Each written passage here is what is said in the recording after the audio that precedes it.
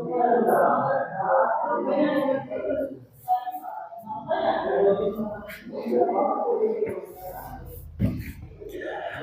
Hind students. तो मैं आपका फिजिक्स बाबा जी। आज हम लोग इलेक्ट्रिक चार्ज का लेक्चर नंबर 4 लेकर के आ गए हैं। तो कैसे हैं आप लोग? आशा करता हूं बढ़िया होंगे। तो चलिए आज शुरू करते हैं। मेरे ख्याल से कहाँ तक हो गया था जी?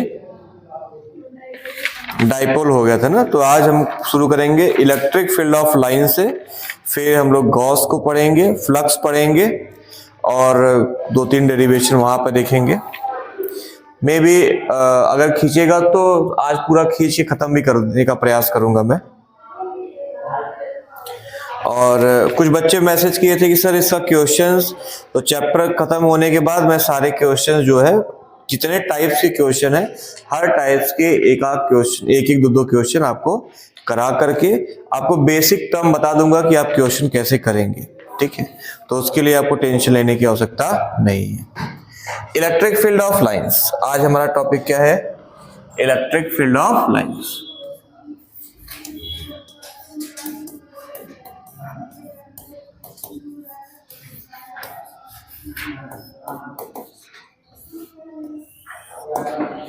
देखो, अगर हम लोग इलेक्ट्रिक फील्ड ऑफ लाइंस की बात करें बेटा, तो आपने क्लास 10th में पढ़ा होगा मैग्नेटिक फील्ड ऑफ लाइंस। तो मैग्नेटिक फील्ड ऑफ लाइंस तो आप जैसे पढ़े थे ना, कुछ उसी तरीके से आपका क्या है, इलेक्ट्रिक फील्ड ऑफ लाइंस है। जैसे मैग्नेटिक फील्ड ऑफ लाइंस क्या था? एक इमेजिनरी थियरी थी, मतलब हमें बस इमेजिनेशन करते हैं इस तरीके से हो सकता है। तो यहां पर भी जो इलेक्ट्रिक फील्ड ऑफ लाइंस है वो भी क्या है आपका, एक इमेजिनरी लाइंस है। अब सवाल उठा कि ये जो इमेजिनरी लाइंस है ये करती क्या है? ये एक्चुअली हमें ये बताती हैं कि इलेक्ट्रिक फील्ड की स्ट्रेंथ क्या है। जहां पे फील्ड ऑफ लाइंस की डेंसिटी ज्यादा होगी वहां पे इलेक्ट्रिक फील्ड की डेंसिटी क्या होगी? ज्यादा होगी। और जहां पे फील्ड ऑफ लाइंस कम की डेंसिटी कम होगी वहां पे फील्ड इलेक्ट्रिक फील्ड क्या होगा? कम होगा। तो मतलब सिंपल सी बात यह है, जैसे हम लोग मैग्नेटिक फील्ड ऑफ लाइंस को देखते थे वैसे ही क्या करेंगे, यहाँ पे इलेक्ट्रिक फील्ड ऑफ लाइंस को देखेंगे। मैग्नेटिक फील्ड ऑफ लाइंस और इलेक्ट्रिक फील्ड ऑफ लाइंस में अंतर क्या है कि मैग्नेटिक फील्ड ऑफ लाइंस कभी भी हम सिंगल पोल पे नहीं देख सकते, क्योंकि मैग्नेट जो है कभी भी यूनिपोलर नहीं हो सकता। लेकिन हाँ, चार्ज तो आइसोलेट हो सकता है। यहां पे भी डाइपोल है, यहां पर भी अगर हम डाइपोल का फील्ड ऑफ लाइन बनाएंगे तो मैग्नेट की तरह बन जाएगा, ठीक है। लेकिन यहां पे सिंगल चार्ज भी एग्जिस्ट करता है। यहां पे प्लस चार्ज अकेले भी रेलिवेंट है, माइनस चार्ज वो भी अकेले रेलिवेंट है। हाँ, लेकिन मैग्नेट में केवल साउथ पोल की बात करें तो वो रेलिवेंट नहीं है, केवल नॉर्थ पोल की बात करें तो वो एग्जिस्ट नहीं करेगा। जब भी करेगा नॉर्थ और साउथ क्या करेंगे? एक साथ करेंगे। लेकिन यहां पे साथ में भी हो सकता है, अलग अलग भी हो सकता है। और मैग्नेट में आपको पता है नॉर्थ और साउथ ही होगा। यहां पे नॉर्थ, यहां पे प्लस प्लस का भी कर सकते हैं, माइनस माइनस का भी कर सकते हो, ठीक है। तो बहुत ज्यादा तो मैं आपको डीप नहीं ले जाऊंगा, हाँ, लेकिन इतना कर दूंगा कि आपका एक बार रिकैप जरूर हो जाएगा। तो जब भी हम लोग फील्ड ऑफ लाइंस की बात करते हैं तो सबसे पहले थियरी आती है, क्या है? इमेजिनरी लाइंस है।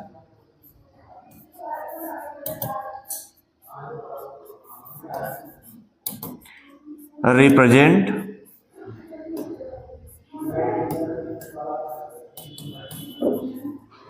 The magnitude of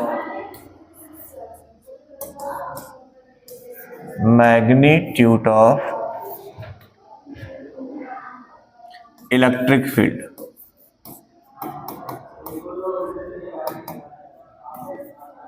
around a charge.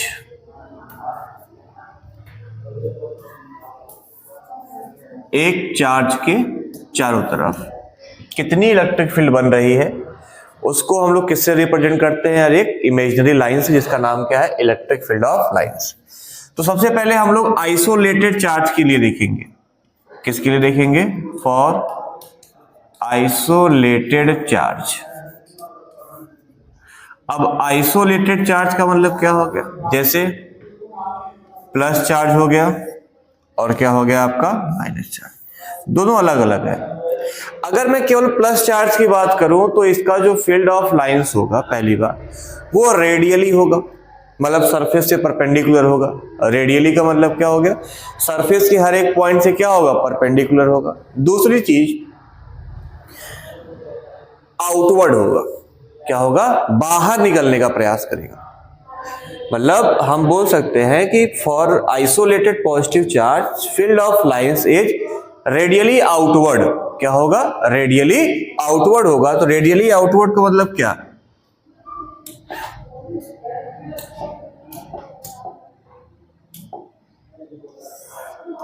कुछ इस तरीके से।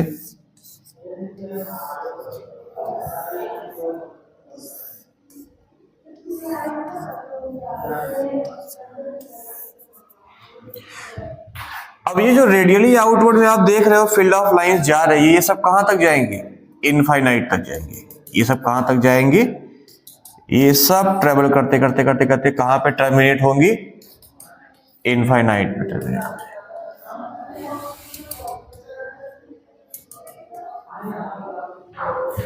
तो इनफाइनाइट तक कोई भी फील्ड ऑफ लाइंस हमारा ट्रेवल करेगी, चाहे पॉजिटिव का हो और चाहे नेगेटिव का है। अब एक चीज और ध्यान से देखो, मैंने आपको बताया था जितना तुम चार्ज के नजदीक जाओगे, जितना तुम चार्ज के नजदीक जाओगे उतना ही आपको चार्ज डेंसिटी क्या होगी, ज्यादा मिलेगी। मतलब फील्ड डेंसिटी या लाइन की जो डेंसिटी है वो क्या मिलेगी, ज्यादा मिलेगी, क्योंकि यहां पे फील्ड ऑफ लाइन क्या है, पास पास में। यहां पे क्या है, फील्ड ऑफ लाइन पास पास में। तो जिस तरफ आपको फील्ड ऑफ लाइन नजदीक नजदीक दिखेगी वहां पे स्ट्रेंथ क्या होगी, हमेशा ज्यादा होगी। तो देखो चार्ज के तुम जितना करीब आओगे उतना ही क्या होगा, इनके दोनों के बीच का क्या होगा, डिस्टेंस कम दिखेगा।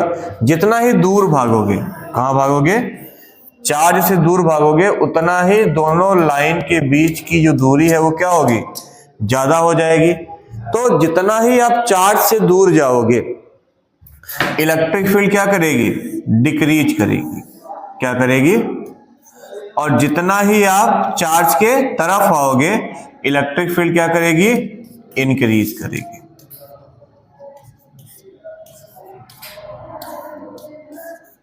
याद रखना इस चीज को, जितना ही चार्ज के दूर जाओगे, जितना चार्ज से कहां जाओगे, दूर जाओगे, वो क्या कहलाएगा आपका, वहां पे इलेक्ट्रिक फील्ड कम होती चली जाएगी।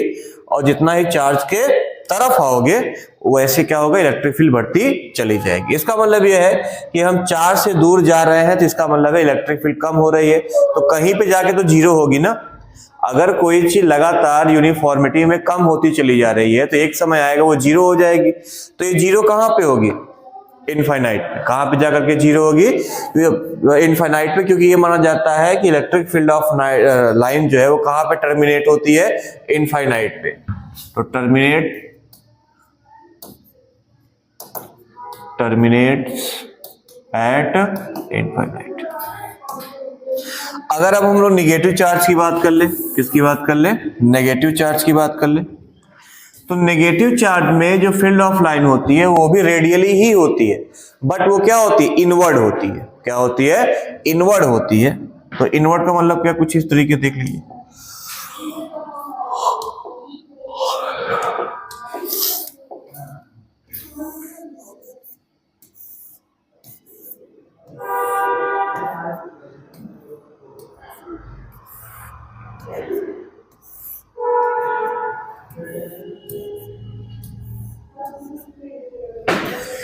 ये कैसे फील्ड ऑफ लाइन है, रेडियली।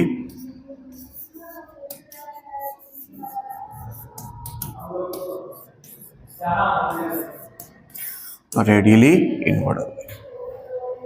अब जरा देखते हैं डाइपोल की कंडीशन में क्या होगा।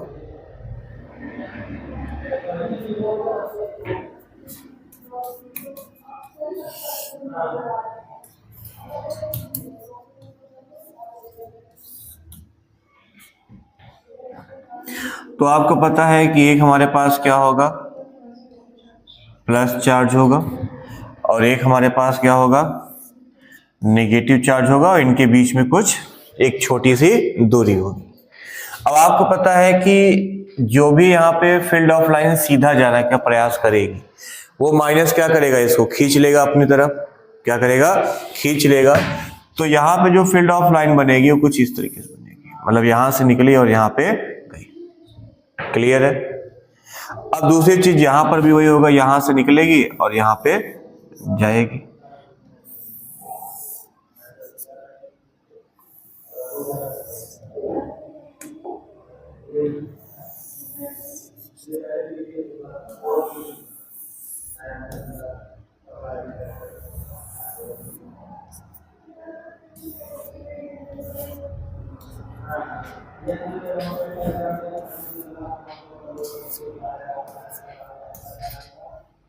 क्लियर हो गया। और अंदर भी बनेगा, ऐसा नहीं है, अंदर जाओ बना लो। जो बीचों बीच जाएगा वो कैसा जाएगा, सीधी लाइन जाएगी।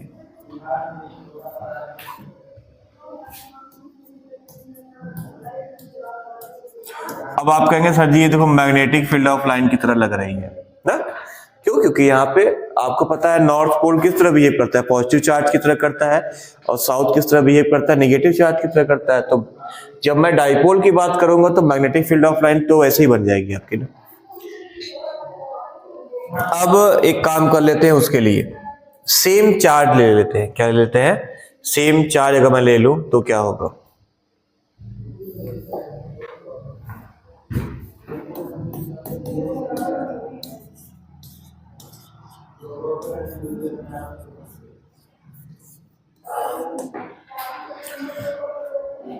तो सेम चार्ज मानो मैंने दोनों तरफ क्या ले लिया, पॉजिटिव ले लिया।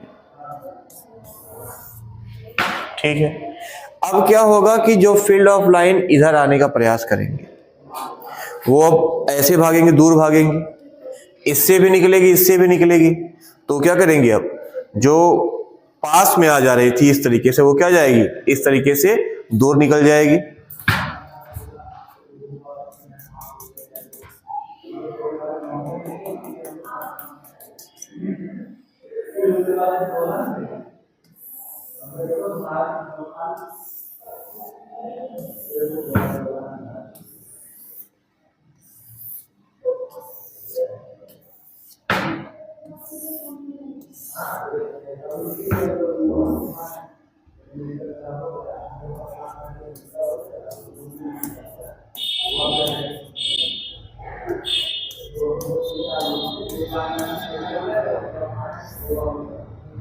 अब क्या तो समझ में आ ही गया होगा, फील्ड ऑफ लाइन क्या हो रही है, रिपेल करेंगी। अब क्या करेंगी, रिपेल करेंगी। तो इस तरीके से है। अब फील्ड ऑफ लाइन की बात जो मेनली थी वो यही है, बाकी सब कुछ छोटी मोटी डेफिनेशन वगैरह है वो आप टेलीग्राम चैनल पे नोट्स में है, वो आप वहां से ले सकते हो।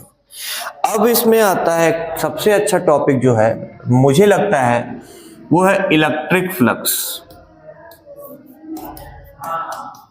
Electric flux, electric flux topic अच्छा मुझे इसलिए लगता है कि चीजें आसान भी है और थोड़ा सा दिमाग भी लगाना पड़ता है। जहां पे दिमाग लगाने की बात आती है वहीं पे चीजें कुछ लोगों के लिए बहुत कठिन हो जाती है और कुछ लोगों के लिए बहुत आसान हो जाती है।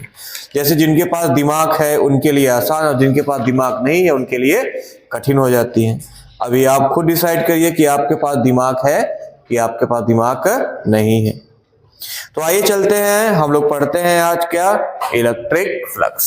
देखो इलेक्ट्रिक फ्लक्स हो चाहे मैग्नेटिक फ्लक्स हो, सिंपल सी बात यह है कि अगर किसी भी सरफेस एरिया से, अगर किसी भी सरफेस एरिया से जो फील्ड ऑफ लाइन है वो पास हो, किसी भी सरफेस एरिया से जो फील्ड ऑफ लाइन है वो क्या हो, पास हो जाए, तो जितनी लाइन क्या होगी, पास होगी। जितनी लाइन क्या है, पास होगी, वही नंबर क्या कहलाएगा, आपका फ्लक्स कहलाएगा। क्या कहलाएगा, इलेक्ट्रिक फ्लक्स कहलाएगा। और अगर किसी सरफेस से मैग्नेटिक फील्ड ऑफ लाइन उतनी पास हो जाती है तो वो मैग्नेटिक फ्लक्स कहलाएगा। ठीक है ना। तो सिंपल सा यहां पर डेफिनेशन क्या हो जाएगा, the number of electric field of lines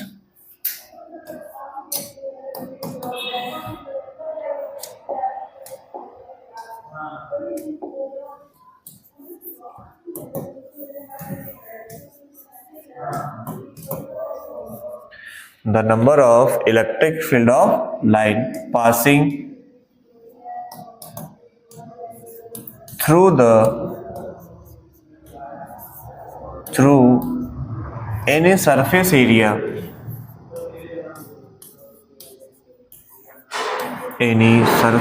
area, called electric flux,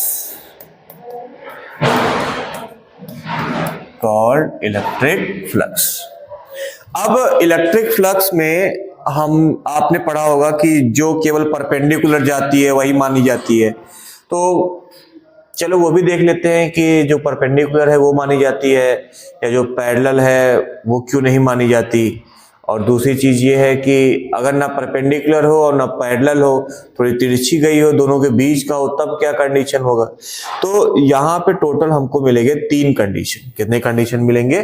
3 condition मिलेंगे। तो यहाँ पे हम लोग केस बना लेते हैं। अच्छा, एक चीज और बात कर लेते हैं, इसको हम लोग जो डिनोट करते हैं वो करते हैं फाई से, फाई ई। मतलब और जब मैग्नेटिक फ्लक्स होगा तो ई को रिप्लेस कर दीजिएगा, बी से कर दीजिएगा, ठीक है।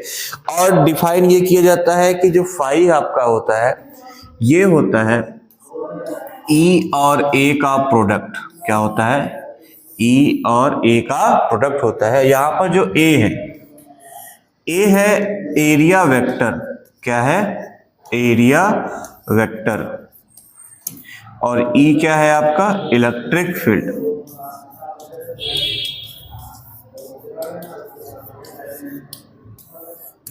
अब अगर हम लोग एरिया वेक्टर की बात करें बेटा, तो 2D के लिए अलग तरीके से देखते हैं और 3D के लिए अलग देखते हैं। तो पहले फॉर 2D देख लेते हैं और फिर फॉर 3D देख लेंगे। देखो 2D सरफेस के लिए, फॉर 2D सरफेस और for 3D surface, 2D surface के लिए जो एरिया वेक्टर होता है वो बोथ साइड होगा। क्या होगा? बोथ साइड होगा, मतलब आउटसाइड और इनसाइड दोनों। मतलब मान लो इस सरफेस है, ठीक, तो इसके इधर भी आपका एरिया वेक्टर होगा और इसके इधर भी आपका एरिया वेक्टर पॉसिबल है। लेकिन याद रखना, एरिया वेक्टर हमेशा सरफेस से परपेंडिकुलर होगा। एरिया वेक्टर क्या होगा? Always perpendicular to the surface. Surface से कैसा होना चाहिए? हमेशा ये परपेंडिकुलर होगा। और जब भी हम लोग 2D की बात करते हैं, किसकी बात करते हैं? 2D की बात करेंगे तो सरफेस के दोनों साइड इसका पॉसिबिलिटी है। लेकिन मान लो अगर हम लोग क्या कर रहे हैं, कोई 3D शेप ले रहे हैं, तो मान लो मैंने जैसे ये वाला फेस उठा लिया, तो अब इस फेस में आप कहोगे कि एरिया वेक्टर एक अंदर भी बनेगा और एक कहां बनेगा? बाहर बनेगा। लेकिन अंदर वाला फ्लक्स वो एरिया वेक्टर कंसीडर नहीं होता है, केवल कहां पे होता है? बाहर की तरफ। तो याद रखिएगा, 3D के लिए एरिया वेक्टर कहां होगा? बाहर की तरफ होगा। और 2D के लिए दोनों साइड हो सकता है। ये अभी आपको बहुत ज्यादा इसका काम पड़ने वाला है, एरिया वेक्टर का। तो आइए चलते हैं, हम लोग कुछ केसेस देख लेते हैं, जो केसेस हमको देखने हैं इसमें। तो आओ केस नंबर 1 देखते हैं।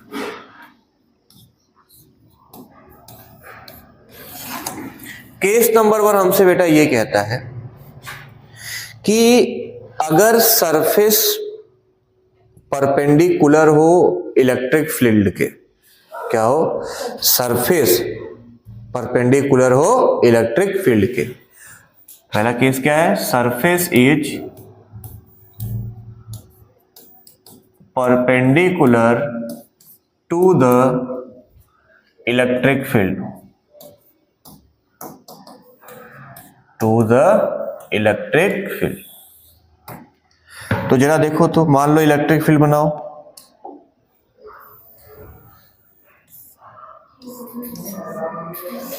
कौन सा कलर लिया जाए? चलो यही ले लें।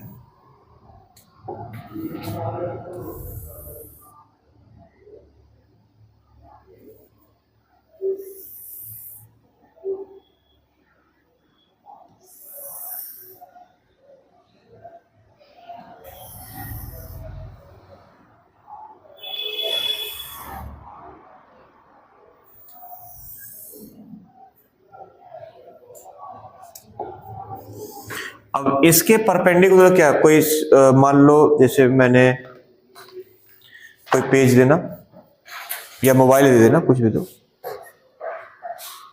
अब जैसे मान लो ये है इलेक्ट्रिक फील्ड ऑफ लाइन। अब इस फील्ड ऑफ लाइंस के परपेंडिकुलर क्या हो, सरफेस हो। तो मतलब फील्ड ऑफ लाइन मतलब ये सरफेस कुछ ऐसा होना चाहिए। हाँ, सरफेस आपका जब ऐसा होगा तो फील्ड ऑफ लाइन और इसके बीच में कितना एंगल बनेगा, 90 डिग्री बनेगा। तो आपका ये हो गया सरफेस, क्या हो गया,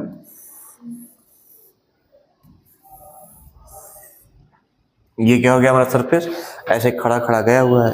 तो अगर मैं आपसे पूछूं कि यहाँ पे इस सरफेस का क्या बनाते हैं, एरिया वेक्टर क्या बनाते हैं, तो देखो अभी सरफेस हमारा ऐसा है, सरफेस कैसा है, तो यहाँ पर जो एरिया वेक्टर बनेगा वो इधर भी पॉसिबल है उधर भी पॉसिबल है।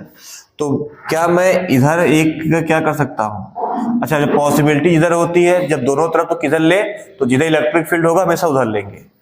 तो यहां से जो एरिया वेक्टर बनेगा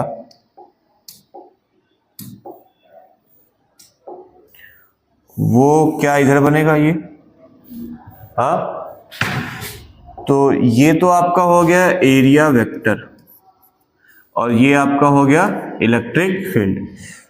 सरफेस क्या है, परपेंडिकुलर किससे, इलेक्ट्रिक फील्ड से। तो तुम देखी होगी कि E और A ये दोनों पैरेलल हो जाएंगे। यहां पर अगर हमें क्या मिला कि इलेक्ट्रिक फील्ड पैरेलल है किससे, एरिया वेक्टर से, तो दोनों के बीच का थीटा कितना हो जाएगा, 0 डिग्री हो जाएगा। कितना हो जाएगा, 0 डिग्री हो जाएगा। और इस कंडीशन में जो फ्लक्स होता है बेटा वो होता है कितना, EA, कितना होता है, EA। अब बात करते हैं दूसरे केस की, बात करते हैं, किसकी बात करते हैं, इसीलिए हमेशा हम लोग कहते हैं ना कि जो फील्ड ऑफ लाइन है वो सरफेस से कैसे जानी चाहिए, परपेंडिकुलर जानी चाहिए। जो फील्ड ऑफ लाइन क्या है, सरफेस से कैसे जानी चाहिए, परपेंडिकुलर जानी चाहिए। बस वजह यही था इस केस को, और हम लोग इसी को क्या करते हैं, मेन डेफिनेशन मान के चलते हैं। तो चलो कोई बात नहीं, अब आओ केस नंबर 2 देखते हैं जरा।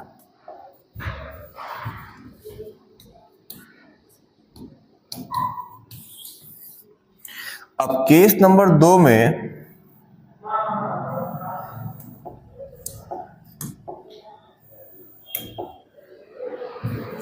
आपसे ये कहा गया है कि जो सरफेस है बेटा, क्या है, सरफेस वो इलेक्ट्रिक फील्ड से पैरेलल है।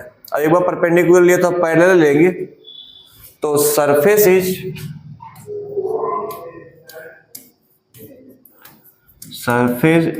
पैरेलल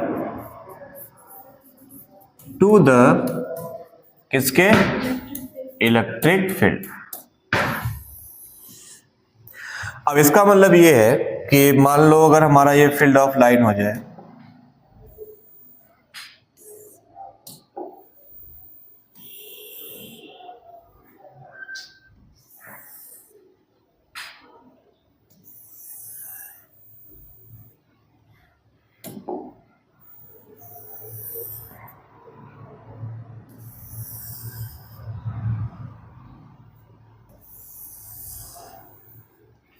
फील्ड ऑफ लाइन ऐसे से जा रही है, हाँ, हम ऐसे रखेंगे तो परपेंडिकुलर हो जाएगा और ऐसे रख दूं तो पैरेलल हो जाएगा, मतलब ऐसे रखा जाए, ठीक। तो जब मैं ऐसे रखूंगा तो इसका एरिया वेक्टर किधर बनेगा, एक ऊपर बनेगा और एक नीचे बनेगा, और दोनों ही परपेंडिकुलर रहेंगे। तो मतलब यहां पर अगर मैं सरफेस ड्रॉ करूं तो कुछ ये सरफेस बनेगा,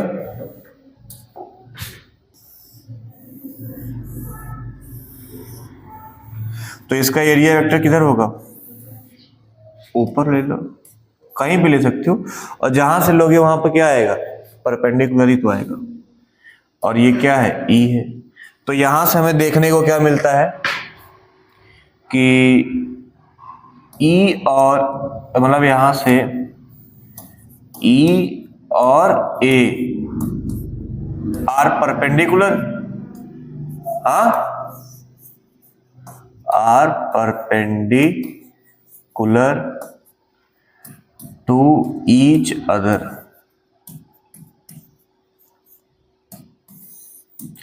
अब इस कंडीशन में इन दोनों के बीच का जो थीटा होगा वो कितना होगा, 90 डिग्री होगा। कितना हो जाएगा, 90 डिग्री होगा। और यहाँ पे फ्लक्स आपका हमेशा कितना बनेगा, जीरो। कितना बनेगा, जीरो। क्योंकि आप सभी लोग अच्छे से जानते हो कि फाई बराबर होता है ई ए कॉस थीटा। क्या होता है, ई ए कॉस थीटा। अगर हम थीटा बराबर क्या रख देंगे, 90 रख देंगे, तो वैसे ही क्या होगा, पूरी वैल्यू जीरो हो जाएगी। अब देखते हैं केस नंबर 3। क्या देखते हैं बेटा, केस नंबर 3 हमसे ये कहता है कि सरफेस जो है ना तो पैरेलल है और ना ही परपेंडिकुलर है। मतलब ना तो ऐसे है और ना तो ऐसे है। अब कैसे है, ऐसा है। बीच का ही लोगे कुछ, इसके और इसके बीच का तो यही होगा। तो आओ चलो शुरू हो जाओ, केस नंबर 3।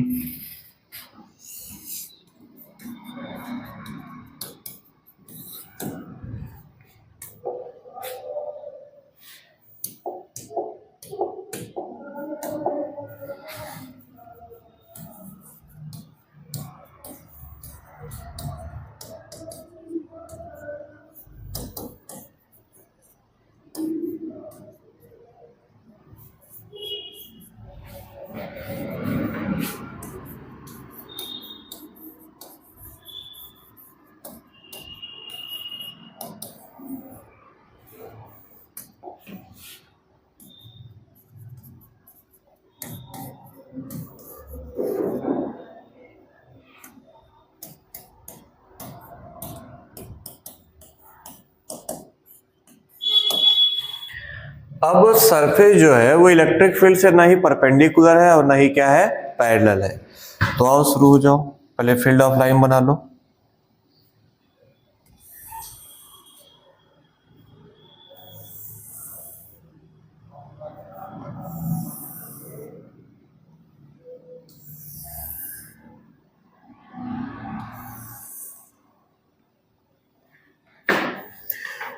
तो सरफेस अब थोड़ा सा क्या होगा, स्लैंट आएगा।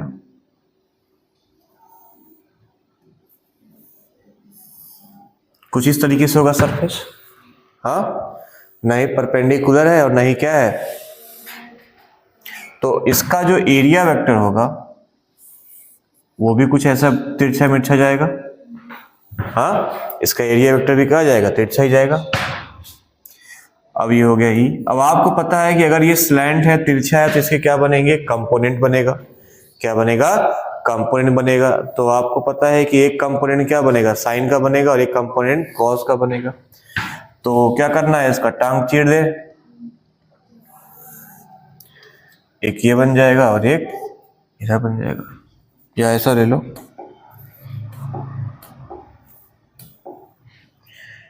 एक ये बन जाएगा और एक ये बन जाएगा। क्लियर है। अब यहां पर ध्यान से तुम ये देखो, ये एंगल होगा तो ये क्या बन जाएगा, ए कॉस थीटा, और ये क्या बन जाएगा, ए साइन थीटा। क्लियर है। अब अगर तुम ये सोचो, अच्छा ये जो थीटा हमने लिया है, याद रखना ये यहां से एंगल लिया है, जिस एंगल से ये झुकी हुई है इलेक्ट्रिक फील्ड से, तो यहाँ जो एंगल है वही एंगल यहाँ पे इसलिए यहाँ लिया गया है। अब दूसरी चीज ये ध्यान से देखो कि जो थीटा है वो इलेक्ट्रिक फील्ड की तरफ है, कॉस थीटा।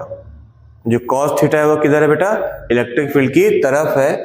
और जो साइन थीटा है वो इलेक्ट्रिक फील्ड से क्या है, परपेंडिकुलर है। तो तुम्हें पता है परपेंडिकुलर वाला लेंगे तो फ्लक्स जीरो आ जाएगा, परपेंडिकुलर ले लूंगा तो क्या हो जाएगा, फ्लक्स जीरो हो जाएगा। और लेकिन हाँ, जब क्या लेते हैं हम लोग, पैरेलल लेते हैं, तो यहाँ पे हमें फ्लक्स मिल जाएगा। तो अगर हम लोग यहाँ से इलेक्ट्रिक फील्ड जो कंसीडर कर रहे हैं, किसको कर रहे हैं, sorry area vector, sorry electric field नहीं, एरिया वेक्टर। तो यहाँ पर जो एरिया वेक्टर हम ले रहे हैं वो एरिया वेक्टर क्या है आपका, ए कॉस थीटा है। क्या है, ए कॉस थीटा है। तो यहां से ई बराबर तो वही रहेगा, ई ही रहेगा। तो यहां से अगर मैं क्या निकालूं, फ्लक्स निकालूं, तो फाई ई बराबर क्या होगा, ई ए होता है। और यहाँ पे ए की वैल्यू क्या है, ए कॉस थीटा है। क्या है, ए कॉस थीटा है। अब तुम्हें अच्छी तरीके से पता है कि इलेक्ट्रिक फील्ड भी क्या है, वेक्टर क्वांटिटी है, और एरिया वेक्टर भी क्या है, वेक्टर क्वांटिटी है, लेकिन फ्लक्स वेक्टर क्वांटिटी नहीं, स्केलर क्वांटिटी है। तो इसका मतलब है कि ये जो कॉस लगा है ये डॉट प्रोडक्ट को शो कर रहा है। तो क्या मैं इसको ऐसा मेंशन कर सकता हूं, ई डॉट ए, हाँ कॉस को रिमूव कर दूं तो क्या मिल जाएगा हमें, ई डॉट ए मिल जाएगा। उतार लीजिए इसको।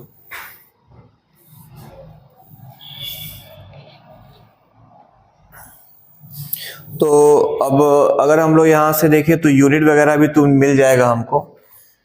तो जनरली फ्लक्स की यूनिट क्या होती है, न्यूटन पर कूलाम्ब होता है। क्या होता है, न्यूटन पर कूलाम्ब होता है।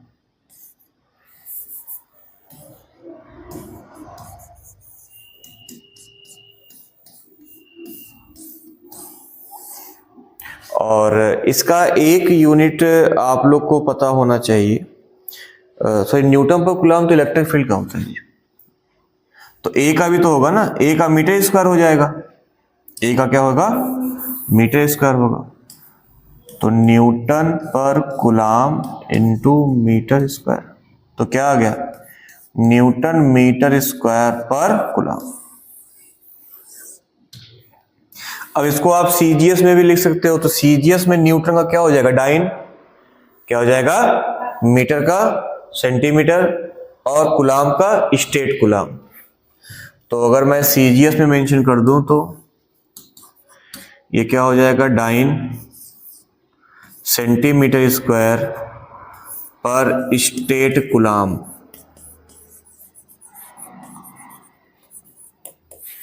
वैसे एक कूलाम्ब में कितना स्टेट कूलाम्ब होता है, 3 × 10⁹। अब आता है हम लोग का बेटा अगला टॉपिक जो कि बहुत मस्त तगड़ा इंपॉर्टेंट है, गॉस लॉ। क्या आता है, गॉस लॉ।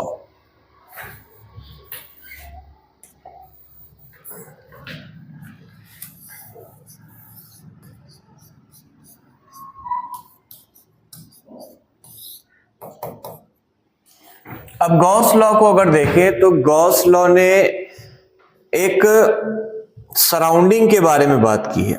गॉस लॉ ने भी फ्लक्स की बात की है, लेकिन गॉस लॉ ने क्लोज्ड सरफेस की बात की है। किसकी बात की है, क्लोज्ड सरफेस की बात की है। कि मान लो एक चार्ज है, चार्ज के सराउंडिंग में ढेर सारी इलेक्ट्रिक फील्ड ऑफ लाइंस हैं और वो इनफाइनाइट तक तो जा रही है, लेकिन हमें कुछ दूरी पे निकालना है। तो उस चार्ज के सराउंडिंग में क्या करना है, हमें एक क्लोज सरफेस तैयार करना है, और उसी क्लोज सरफेस को हम लोग क्या बोलते हैं, गॉसियन सरफेस। क्या बोलते हैं, गॉसियन सरफेस। जैसे मान लो हमारे पास एक स्फेरिकल चार्ज है, प्लस चार्ज है, तो इसकी जो फील्ड ऑफ लाइन है वो कुछ ऐसी निकल रही है।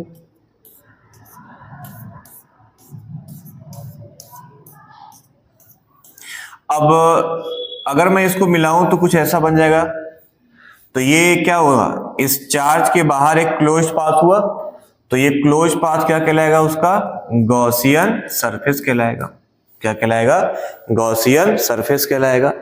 तो यहां पर सिंपल सा हम लोग ये लिख सकते हैं कि इन्होंने कहा था कि अगर किसी भी क्लोज्ड पाथ का हम नेट फ्लक्स निकालें, क्या निकालें, किसी भी क्लोज पाथ का नेट फ्लक्स निकालें, तो वो किसके बराबर होता है, चार्ज इनसाइड द सरफेस, मतलब उस सरफेस के अंदर जितना चार्ज होगा divided by epsilon naught, divided by epsilon naught. मतलब कहने का मतलब ये है, according to him,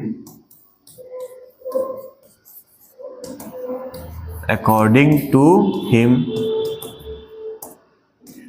the net electric flux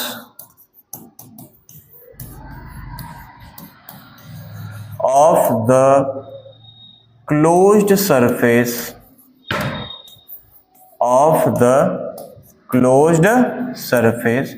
is equal to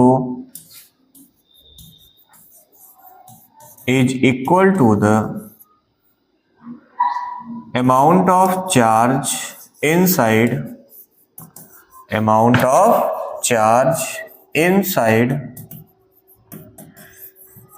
divided by epsilon naught, divided by epsilon naught. तो इनके अकॉर्डिंग जो फ्लक्स है, नेट फ्लक्स है, वो क्या होगा आपका Q अपॉन एप्सिलॉन नॉट। क्या हो जाएगा? Q अपॉन एप्सिलॉन नॉट हो जाएगा।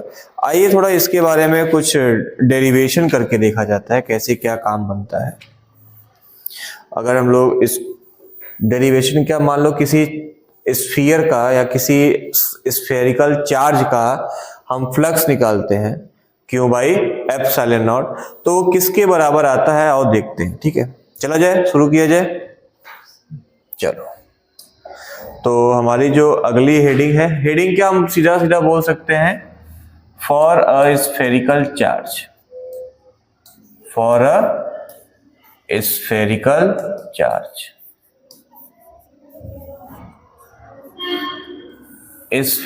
स्फेरिकल चार्ज के लिए देखते हैं। तो मान लेते हैं कि हमारे पास क्या है, एक स्फीयर है,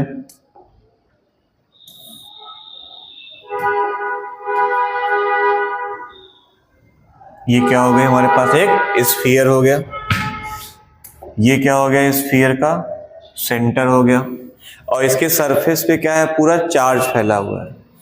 क्या है, इसके पूरे सरफेस पे क्या है, चार्ज है। या ऐसा मान लो कि इसके केवल सेंटर पे एक आइसोलेटेड चार्ज है। क्या है, इसके सेंटर पे एक आइसोलेटेड चार्ज है, एक स्फीयर है, उसके सेंटर पे क्या है, आइसोलेटेड Q चार्ज मौजूद है। क्लियर है? अब क्या काम करो कि सरफेस का एक एलिमेंट काट लो। तो ये एलिमेंट हमने काट लिया इसका। अब एलिमेंट काटने के बाद क्या करते हैं, मिलाते देते हैं। तो ये दूरी क्या हो जाएगी, रेडियस हो जाएगी, R हो जाएगी। तो क्या हो जाएगी, R हो जाएगी। वैसे स्मॉल r रखो, क्योंकि आगे का अभी कहीं कहीं हमें कैपिटल R मानना पड़ जाएगा। तो तुम्हें ये पता है कि अगर पूरे का सरफेस एरिया S है, पूरे का अगर सरफेस एरिया S है, तो इतने भाग का सरफेस एरिया क्या होगा, ds हो जाएगा। क्या हो जाएगा? और आपको पता है कि यहाँ पर जो ds बनेगा वो किधर बनेगा, सरफेस से बाहर ही बनता है। क्या बनता है, सरफेस से बाहर बनेगा। यहाँ पे हमने पॉजिटिव चार्ज लिया है, तो इलेक्ट्रिक फील्ड किधर बनेगी, बाहर बनेगी। तो इसका इलेक्ट्रिक फील्ड भी किधर आ गया, ये बाहर आ गया। थोड़ा सा ये गंदा हो गया ना, थोड़ा साफ से किया जाए।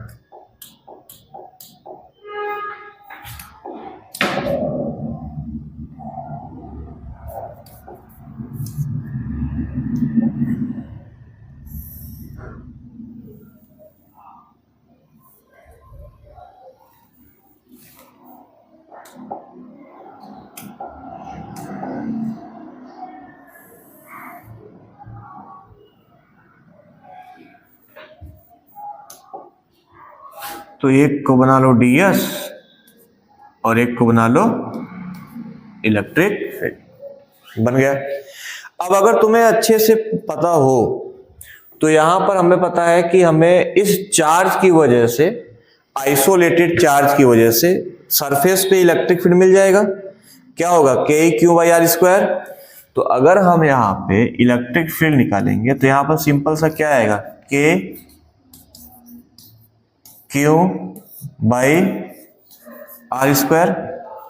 ये बन जाएगा हमारे पास क्या, इलेक्ट्रिक फील्ड बन जाएगा। अब हमें ये पता है कि अगर पूरे सरफेस से हमें फाई फ्लक्स मिलेगा, तो इतने से क्या मिलेगा, d∅ मिलेगा।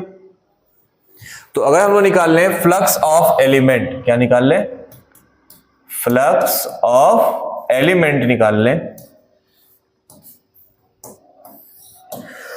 तो हमें क्या मिल जाएगा, d∅e मिलेगा। और ये किसके बराबर होगा, E/ds के बराबर हो जाएगा। किसके बराबर हो जाएगा, E/ds के बराबर होगा।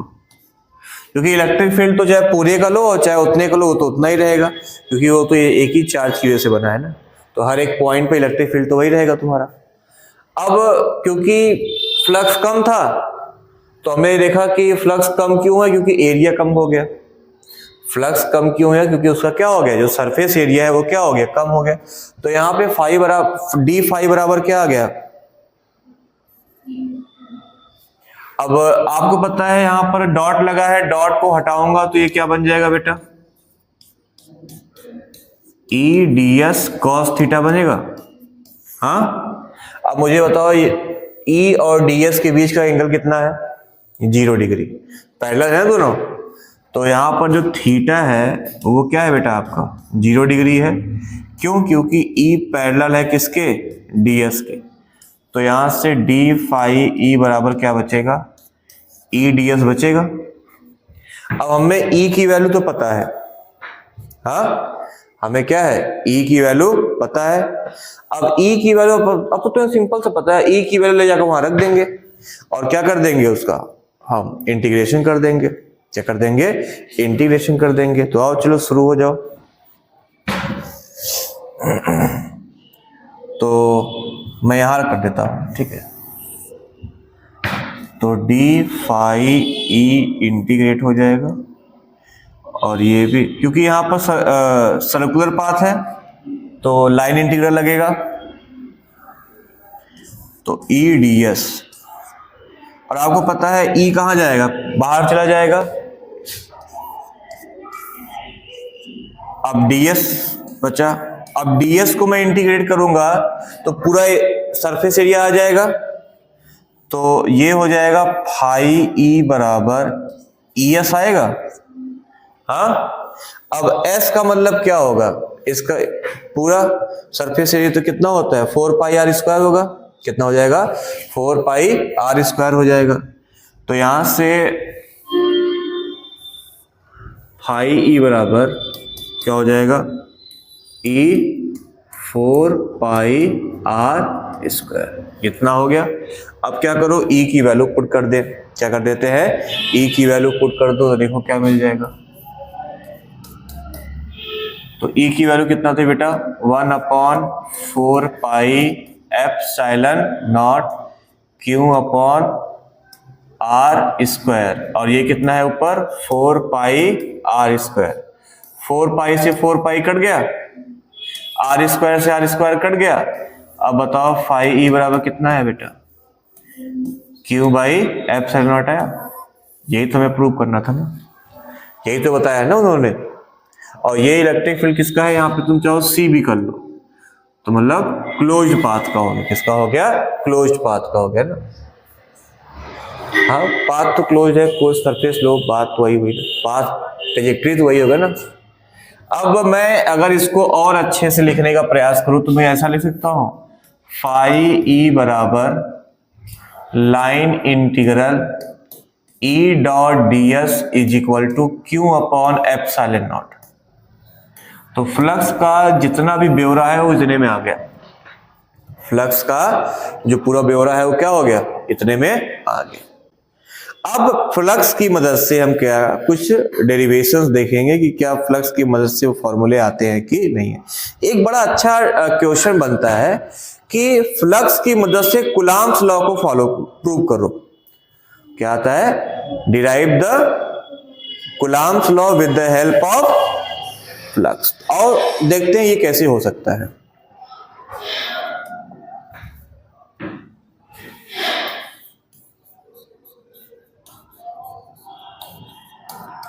Coulomb's law from electric flux।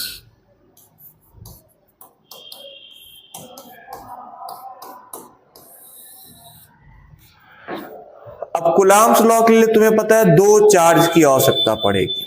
कितने चार्ज की आवश्यकता पड़ेगी, 2। और कुलाम्स लॉ में फोर्स मिला था, क्या मिला था, और यहां क्या मिल रहा है, इलेक्ट्रिक फील्ड मिल रहा है। क्या मिल रहा है, इलेक्ट्रिक फील्ड और फ्लक्स मिल रहा है। तो चलो सबसे पहले क्या करो, एक स्फीयर ले लो। क्या ले लेते हैं, एक स्फीयर ले लेते हैं और सेंटर पे क्या मानते हैं, एक चार्ज। क्यों, अब जब भी क्या करेंगे कि सरफेस से एक एलिमेंट काटो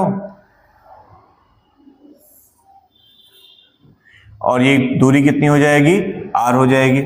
कितनी हो जाएगी, आर आपका हो जाएगा। अब इलेक्ट्रिक फील्ड बाहर की तरफ और जो एरिया वेक्टर होगा वो किधर होगा, ये ds इधर हो जाएगा। कोई दिक्कत नहीं। और इसी पॉइंट P पर, यहां एक पॉइंट ले लो P, इसी पॉइंट P पे हमें क्या निकालना है, फोर्स निकालना है। क्या निकालना है, फोर्स। तो चलो कोई दिक्कत नहीं। और आपको पता है जिस पॉइंट पे हमें जो चीज निकालना होता है वहां हम किसको लेकर आते हैं, टेस्ट चार्ज को लाते हैं ना। अभी इसका काम बाद में लगेगा तो ले आएंगे। फिगर थोड़ा साइड कर दूं।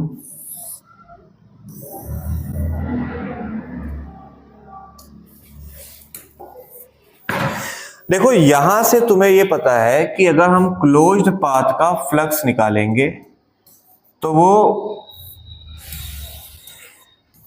पहले तो E डॉट ds हो जाएगा, हाँ। फिर इसमें अभी पीछे पीछे सॉल्व किए थे तो लास्ट में क्या आया था, ES आया था। क्या आया था, ES आया था।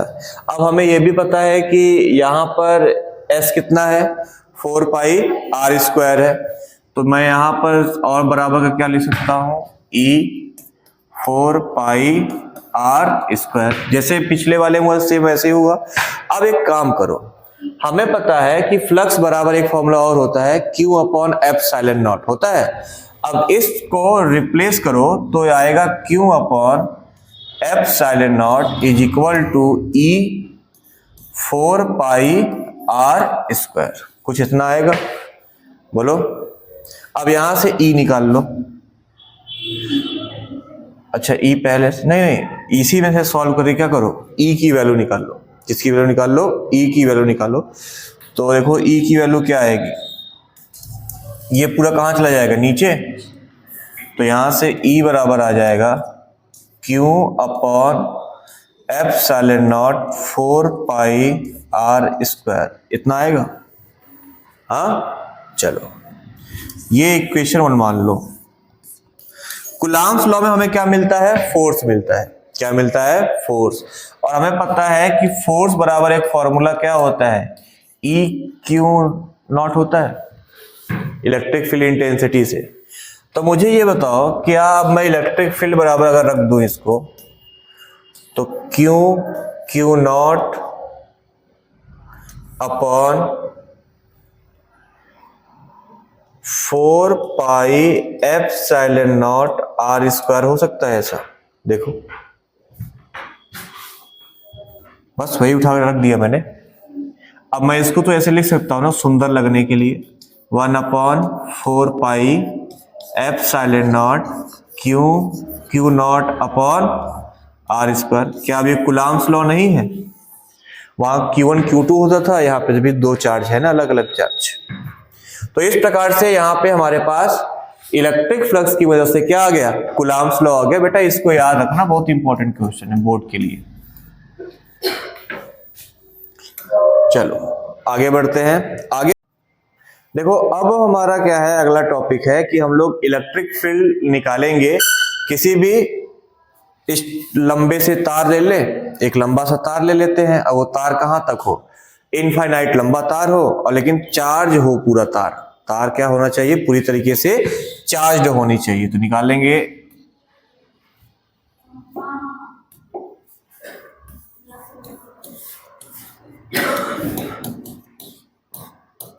Electric field due to long straight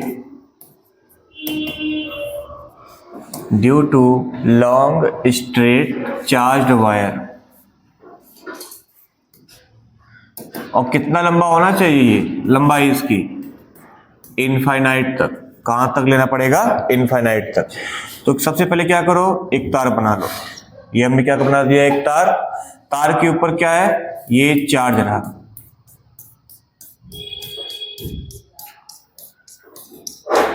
ये तार के ऊपर क्या हो जाएगा, चार्ज हो जाएगा। अब तुम्हें पता है कि इस पे अगर एक एक चार्ज को ध्यान से देखो, क्या करोगी, एक एक चार्ज को ध्यान से देखेंगे तो पूरा का पूरा चार्ज जो है वो एक चार्ज ऐसा इलेक्ट्रिक फील्ड ऑफ लाइन बनाएगा, दूसरा चार्ज भी ऐसा बनाएगा। जब सभी को तुम मिला दोगे तो क्या बनेगा, सिलेंडर बनेगा। तो जो यहाँ पे गॉसियन सरफेस हमें मिलेगा, क्या मिलेगा, गॉसियन सरफेस मिलेगा। वो कैसा मिलेगा तुम्हें, एक सिलेंड्रिकल मिलेगा। जो यहाँ पे गॉसियन सरफेस प्राप्त होगा वो कैसा होगा, एक सिलेंड्रिकल गॉसियन सरफेस प्राप्त होगा। अब बताओ इस सरफेस की वजह से इलेक्ट्रिक फील्ड किधर होगी, बाहर। ये क्या हो गई, इलेक्ट्रिक फील्ड्स हो गई। अब हर एक सरफेस पे क्या करो, एलिमेंट काट लो। क्या करें, हर एक सरफेस पे एलिमेंट काट लो। एक एलिमेंट यहां काट लेते हैं, एक एलिमेंट यहां काट लेते हैं और एक एलिमेंट यहां पे काट लेते हैं। अब नियम के मुताबिक इसका एरिया वेक्टर किधर होगा, इसका नीचे, इसका इधर बाहर की तरफ। ये इलेक्ट्रिक फील्ड ऑफ लाइन है।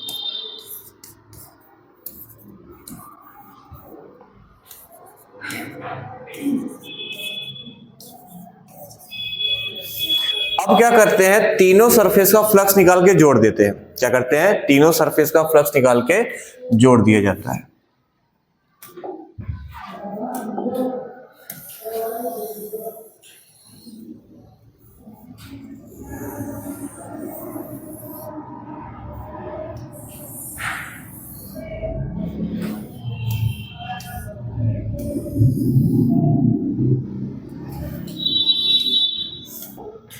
तो इसमें मान लो ये हो गया हमारा S1, ये मान लो S2 और ये मान लेते हैं S3।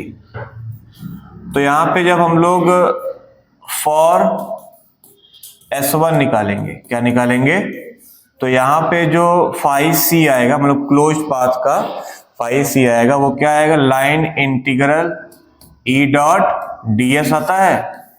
अच्छा मुझे बताओ, यहां पे जब मैं डॉट हटा दूंगा, क्या हटा दूंगा, तो कॉस आ जाएगा। क्या आ जाएगा, कॉस। अब तुम्हें पता है एट लास्ट कि यहां पे अगर कॉस आया तो हो जाएगा क्या, E S cos theta.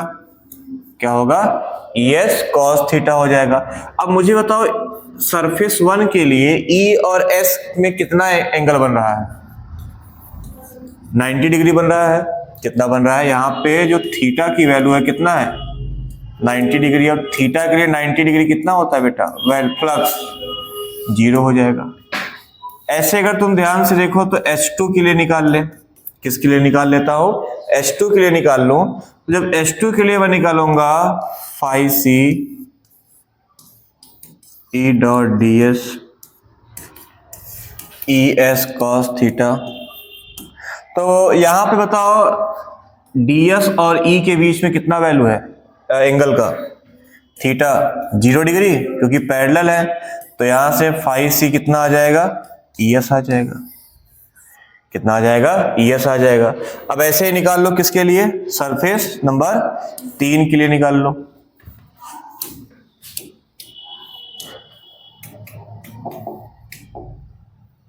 Surface number 3 के लिए तो देखो, सरफेस नंबर 3 में कितना बन रहा है, 90 डिग्री। तो यहां पर phi c अपने आप क्या हो जाएगा, 0 हो जाएगा। अब निकाल लो नेट फ्लक्स। क्या निकाल लो, नेट फ्लक्स निकाल लो, या टोटल फ्लक्स निकाल लो। टोटल फ्लक्स मतलब phi c, टोटल आएगा। इसको phi c1 कर लो, इसको phi c2 कर लो, इसको phi c3 कर लो। तो क्या होगा, phi c1 plus phi c2 और प्लस phi c3। अब तुम्हें पता है c1 की वैल्यू कितना है, 0, इसकी वैल्यू कितना है, ES, और इसकी वैल्यू कितना है, 0। तो यहां से जो phi c आया वो किसके बराबर आया, ES के बराबर आया। तो वैल्यू क्या हो गई, ES हो गया। अब सिंपल से क्या करो, S की वैल्यू पुट कर दो। किसकी वैल्यू पुट कर दे, S की वैल्यू। आपको पता है कि S बराबर क्या होता है, क्योंकि यहां पर S किसका लोगे, सिलेंडर का लोगे, तो 2 पाई RL हो जाएगा। क्या हो जाएगा, 2 पाई RL हो जाएगा। और हम क्या करेंगे, फ्लक्स को हटा देते हैं। फ्लक्स बराबर क्या कर दे, Q अपॉन एप्सिलॉन नॉट कर दे। क्या कर दे, Q अपॉन एप्सिलॉन नॉट कर दे। तो यहां से जो phi c आया है वो क्या आया है, ES आया है। तो ये हो जाएगा क्या, Q अपॉन एप्सिलॉन नॉट, और ये क्या होगा, E, ये कितना हो जाएगा, 2 पाई RL हो जाएगा। क्या हो जाएगा, 2 पाई RL। और तुम्हें पता है जो चार्ज है वहां पे वो लीनियर चार्ज डेंसिटी हो जाएगा। क्या हो जाएगा, लीनियर चार्ज डेंसिटी, मतलब लैम्डा, और लैम्डा बराबर क्या होता है, Q बाई L। तो यहां से Q बराबर क्या आएगा, लैम्डा एल आ जाएगा। तो मैं Q को रिप्लेस कर रहा हूं किससे, लैम्डा एल से, ये इसको यही रखता हूं, E तो निकालना ही है हमें, 2 पाई आर एल। तो क्या L से L कट जाएगा, हाँ, तो यहां से जो E की वैल्यू आएगी, ये दोनों कहां जाएंगे, नीचे जाएंगे, तो lambda upon 2 pi R epsilon naught. तो यहां पे इलेक्ट्रिक फील्ड कितना आ गया, lambda upon 2 pi epsilon naught R. ये हो गया एक स्ट्रेट वायर के लिए, ठीक है। अगले 2 डेरिवेशन जो बचे हैं वो हम अगले क्लास में करेंगे। तब तक के लिए जय हिंद।